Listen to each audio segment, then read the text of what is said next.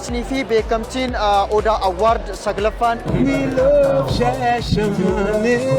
Yesterday when I came I see Addis I can't believe. Amalubun ko darbut saba kanafi waan danda'u goda. Addis Ababa nyaiwele samani lambemane mota. ብሔረሰብ ተጫዋቾች ሁሉ ለካ እንታያለን የሚል ነገር ይመጣል። These are my children. ወንቱኮ አለወራኮ አከስማስ ነገለቴ ፈዳ አዳበሬ ደቀና እንጅሩ ከኬኛ ጌቶስ Can you please clap your hands together for Ethiopia please?